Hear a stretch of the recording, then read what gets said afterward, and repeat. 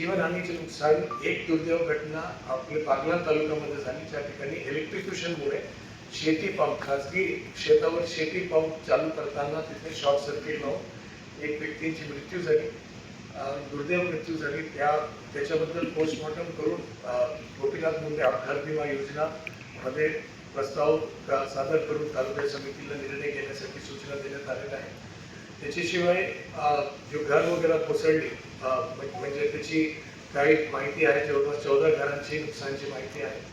एक ठिकाणी 15 हेक्टर जो वनपट्टे धारक होते इगतपुरी तालुक्यामध्ये, तिथे त्यांच्या शेतावर वाहून म्हणजे माती दगड आला असल्यामुळे या ठिकाणी काही प्रमाणात नुकसान झालेलं आहे. 65 हेक्टर पीक शेताचं नुकसान म्हणजे शेत वाहून जाणे यासारखं नुकसान 65 हेक्टर क्षेत्रावर झालेलं आहे. आणि हे सगळ्या गोष्टी असल्या तरी आपण सर्वांना स्पष्ट सूचना दिलेली आहे. पूर्ण प्रशासन अलर्ट मोडवर आहे. मी स्वतः सगळ्या ठिकाणी भेट देत आहोत आणि त्या ठिकाणी आपण लक्ष देत आहोत. चांदोली सायखेड्याचा जो विषय आहे त्याबद्दल तांत्रिक कारण त्या ठिकाणी आहे, त्याची पण स्टडी इरिगेशन विभागाने काही प्रमाणात केलेली आहे. तिथे फ्लड कंट्रोल मेकॅनिझम कसा करता येतो, फ्लड प्लेन आणि मियांडरिंग नदी असल्यामुळे त्या ठिकाणी आपल्याला कसं त्याचं नियोजन करता येतं, त्याबद्दल योग्य नियोजन करण्याचे आपण पूर्ण प्रयत्न करणार आहे. या सगळ्या गोष्टी असल्या तरी आपलं हेही प्रयत्न आहे की कुठल्याही प्रकारच्या अपघातातून घटना नाशिक जिल्ह्यात घडू नये.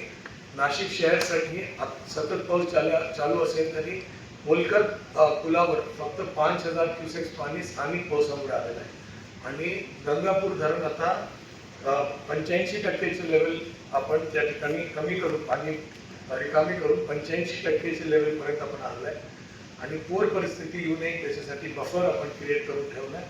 आणि 85% मध्ये 4000 क्युसेक्स गंगापूर धरण आणि 4000 क्युसेक्स स्थानिक पाऊस, असं 9000 क्युसेक्स आहे. नाशिकमध्ये धोक्याची वेळ म्हणजे 19,079 एवढे क्युसेक्स पाणीवर धोक्याची घंटी सुरू होते. तर नाशिक शहराला आत्ताची परिस्थितीमध्ये कुठल्याही प्रकारचा धोका, फ्लडिंगची सिच्युएशन नाही आहे. काही ठिकाणी फ्लॅश फ्लड्स या पाणी साठा तयार होण्याचे कारण, परंतु त्या ठिकाणी स्थानिक प्रशासन, महानगरपालिका त्या ठिकाणी व्यवस्थित नियोजन करत आहे.